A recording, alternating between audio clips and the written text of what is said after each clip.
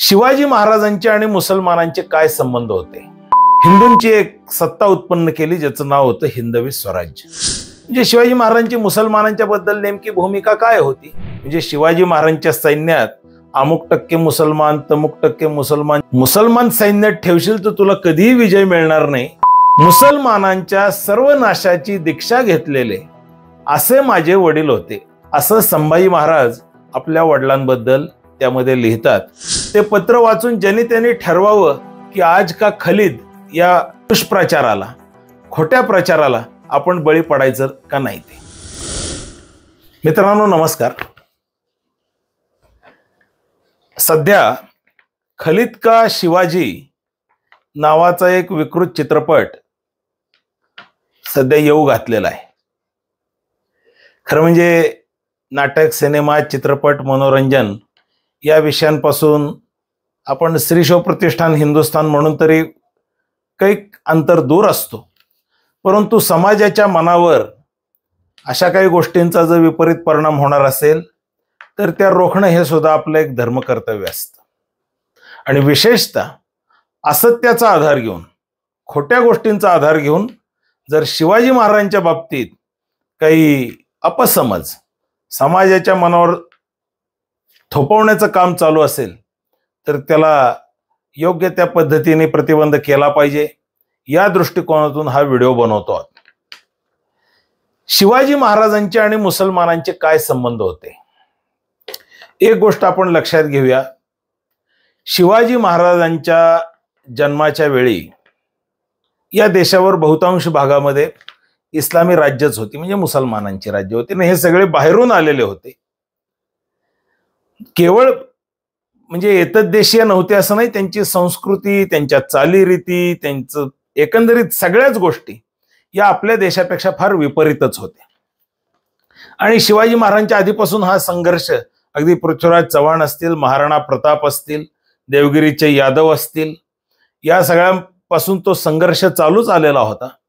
परंतु कुणी त्याला ठोस असं प्रत्युत्तर या इस्लामी आक्रमणाला देऊ शकलं नसल्यामुळं अनिर्बंध त्यांची सत्ता भारतामध्ये माजलेली होती.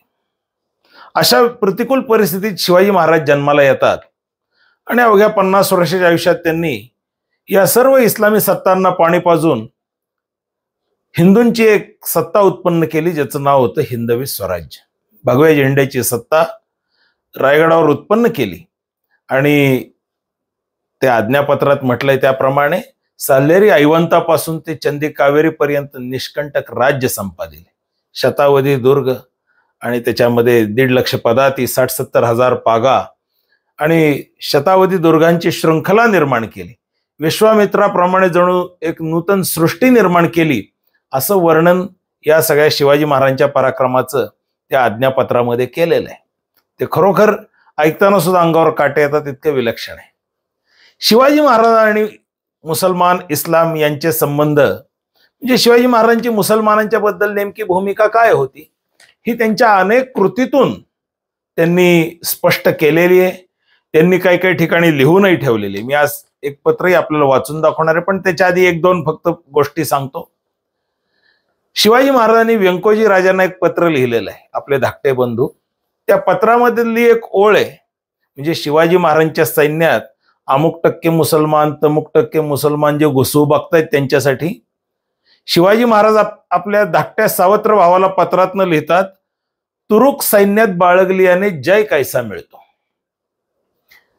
मुसलमान सैन्यात ठेवशील तर तुला कधीही विजय मिळणार नाही, अशा आशयाचं एक आपल्या धाकट्या भावाला सल्ला शिवाजी महाराजांनी दिलेला आहे. म्हणजे शिवाजी महाराजांची सैन्यात मुसलमान ठेवण्याबद्दलची भूमिका काय आहे ती त्यांनी स्वतःच्या भावाला लिहिलेल्या पत्रात स्पष्ट केलेली.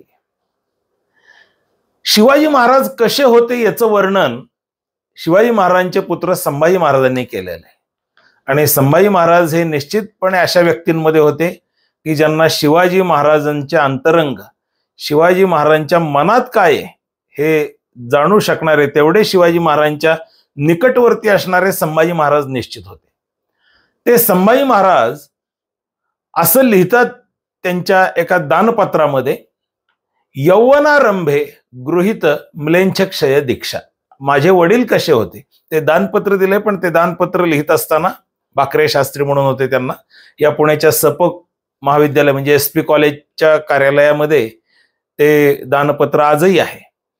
तर त्या दानपत्रामध्ये स्वतःचं वर्णन करण्याआधी आपल्या वडिलांचं, आपल्या आजोबांचं, आपल्या कुळाचं सगळं वर्णन त्यांनी केलेलं आहे, गुण वैशिष्ट्य सांगितले. त्यात ते वडिलांबद्दल लिहितात, यौवनारंभे गृहीत म्लेंछ क्षय दीक्षा. माझे वडील असे होते की ज्यांनी यौवनारंभे म्हणजे तारुण्याच्या पदार्पणातच, तारुण्याच्या सुरुवातीलाच म्लेंछ क्षय दीक्षा म्हणजे गृहीत म्लेंछ क्षय दीक्षा, गृहीत म्हणजे घेतली होती. काय घेतली होती? तर म्लेंछांचा क्षय म्हणजे सर्वनाश करण्याची दीक्षा घेतली होती. म्लेंछ म्हणजे त्या काळामध्ये मुसलमानांच्या बाबतीत सरसकट वापरला जाणारा शब्द होता. मुसलमानांच्या सर्वनाशाची दीक्षा घेतलेले असे माझे वडील होते तारुण्याच्या पदार्पणातच, असं संभाजी महाराज आपल्या वडिलांबद्दल त्यामध्ये लिहितात. यावरून शिवाजी महाराजांचं इस्लाम बद्दलचं धोरण काय होतं हे कळण्यासाठी संभाजी महाराजांचा हा एक पुरावा खूप महत्वाचा आहे. परंतु त्याही पलीकडे म्हणजे इतर लोक, आता अजून एक हेनरी रिव्हिंग्टन का कोणतो इंग्रजी अधिकारी आहे, त्यांनी शिवाजी महाराजांना लिहिलेलं एक पत्र सापडलंय. त्यामध्ये तो शिवाजी महाराजांचा उल्लेख जनरल ऑफ हिंदू फोर्सेस असं करतो की शिवाजी महाराज हे कसे आहेत, तर जनरल म्हणजे सरसेनापती. कोणाचे? तर हिंदूंचे सरसेनापती आहेत. ठीक आहे, परंतु हे झालं इतरांनी म्हटलेलं. संभाजी महाराज काय म्हणतायत, इंग्रज लोक काय म्हणतायत, औरंगजेब त्यांना काफर म्हणतोय, हे सगळ्या गोष्टी आहेत. परंतु शिवाजी महाराज काय म्हणतायत, म्हणजे सुदैवानी आपल्याकडे एक असं पत्र आहे की ज्याच्यामध्ये शिवाजी महाराज स्वतःलाच इस्लाम बद्दल त्यांची काय भूमिका आहे स्वतःच्या मनात ती मिर्झा राजेनं लिहून पाठवतायत. मिर्झा राजे जयसिंग हे औरंगजेबाच्या पदरी मोठ्या पदावर सरदार म्हणून कामाला होते. माझ्या मते 10,000 सरदार का काय होते, वजीरच होते तिथले, आणि पराक्रमी होते, राजपूत होते. परंतु त्यांचा पराक्रम ते चुकीच्या ठिकाणी कारणी लावत होते याचं शिवाजी महाराजांना दुःख होत होतं, आणि त्यांना शिवाजी महाराजांवरच हे करण्यासाठी, आक्रमण करण्यासाठी औरंगजेबाने त्यांना पाठवलं होतं. त्यावेळी आपल्या सगळ्यांना ठाऊक येतो पुरंदरचा प्रसिद्ध तह झाला आणि त्यामध्ये शिवाजी महाराजांना काही किल्ले द्यावे लागले.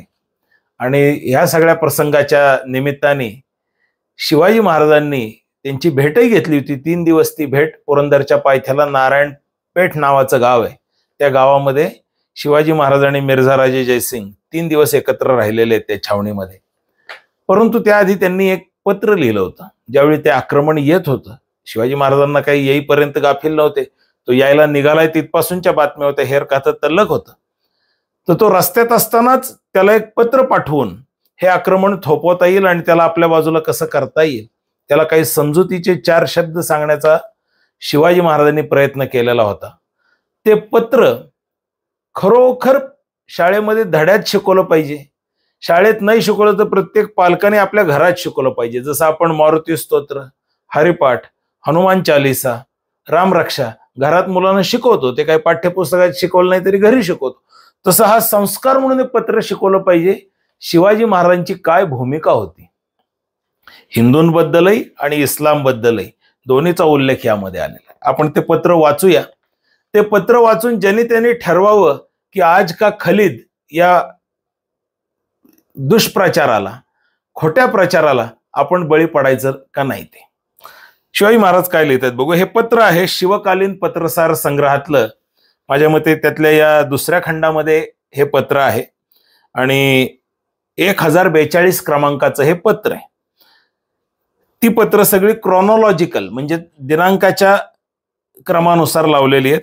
त्यामुळे हे पत्र जे आहे ते इसवी सन 1665 म्हणजे शालिवाहन शक 1587चं हे पत्र आहे.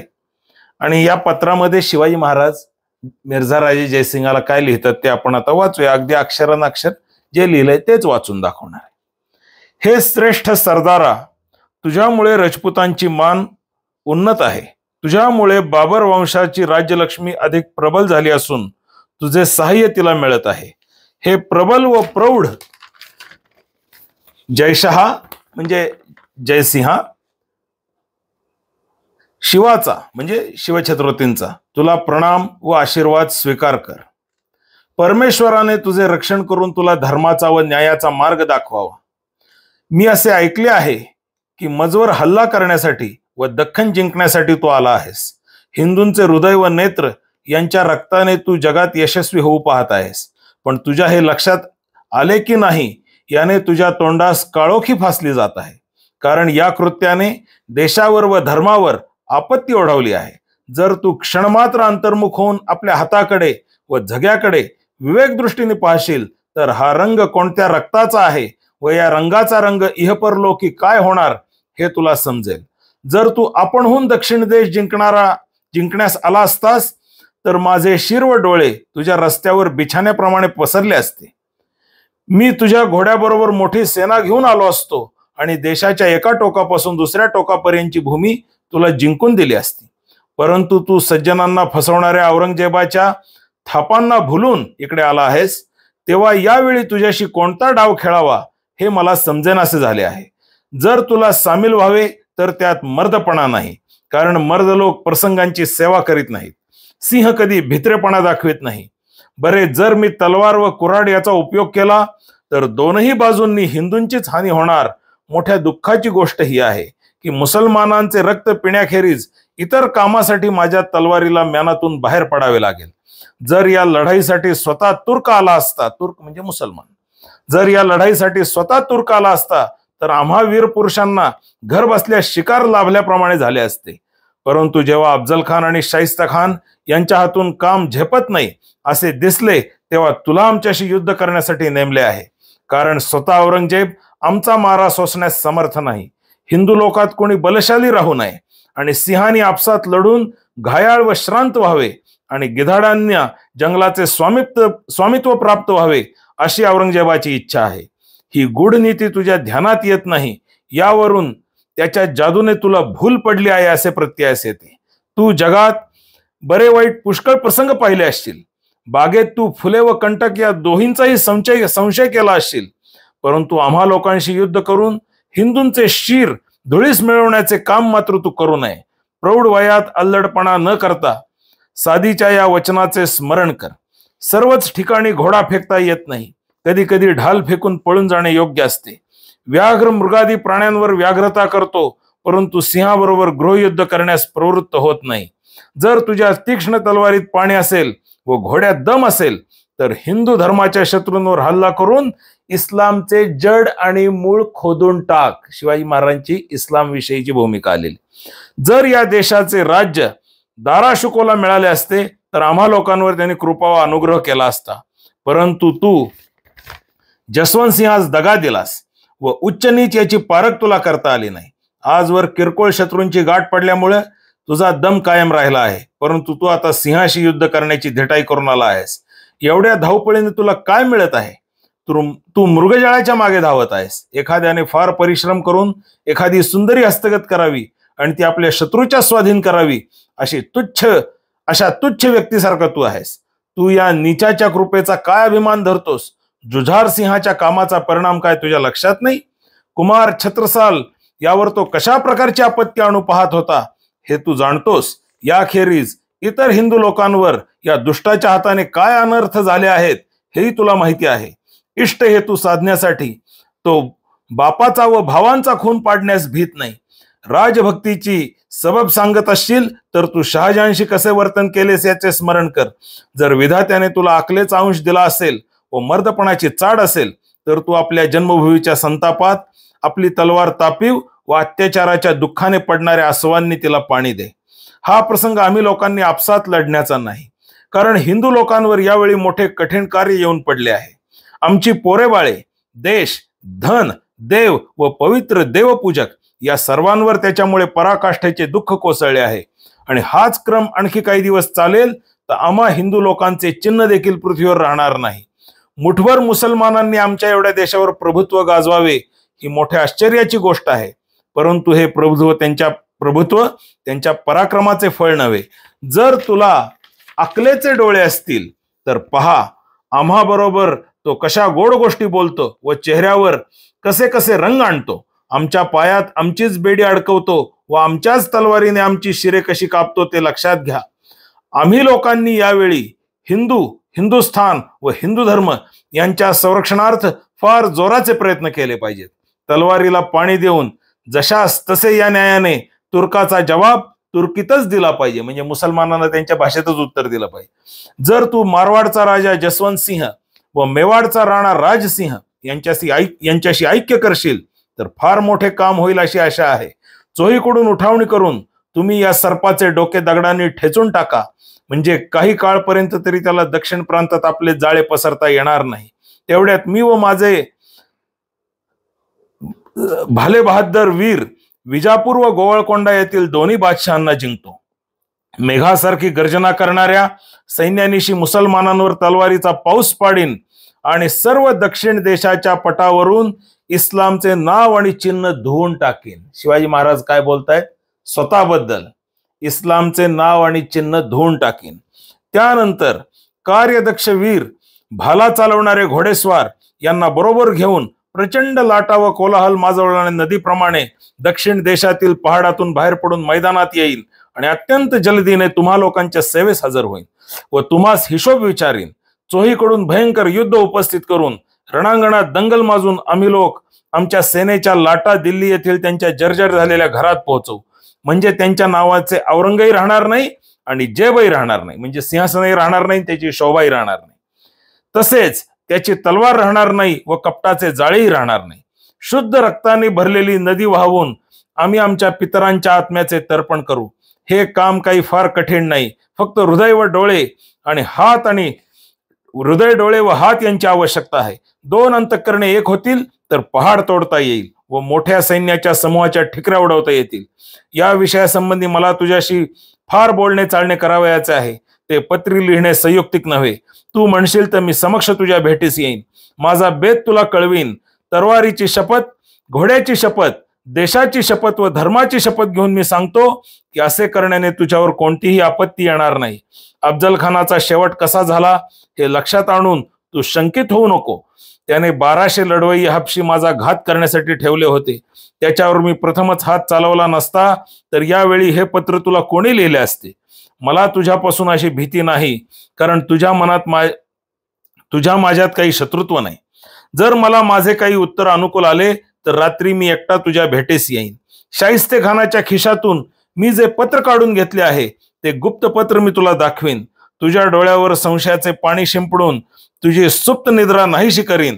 तुझ्या स्वप्नाचा खरा फलादेश करून नंतर तुझा जबाब घेईन. जर या पत्राचे उत्तर माझ्या मनाजोगे न येईल तर मी आणि माझी तीक्ष्ण तलवार आहे व तुझी सेना आहे. उद्याचा सूर्य आपले मुख संध्याकाळात लपविल तेव्हा माझा अर्धचंद्र म्हणजे तलवार म्यानातून बाहेर पडेल. बस कल्याण असो. शिवाजी महाराजांनी या पत्रामध्ये स्वतःची भूमिका मांडलेली आहे. यावर खलित का शिवाजी नावाचा अपप्रचार किती आपण त्याला मानायचं हे आपण ठरवूया. हे पत्र वारंवार ह्याची आवर्तन करा, हे पाठ केलं पाहिजे, हे लोकांना शिकवलं पाहिजे. या पत्राची एक प्रत PDF स्वरूपात याच व्हिडिओच्या डिस्क्रिप्शनमध्ये सगळ्यांसाठी देत आहोत. त्याचा प्रसार सर्वत्र करावा अशी विनंती करतो आणि थांबतो. जय भवानी, जय शिवराय.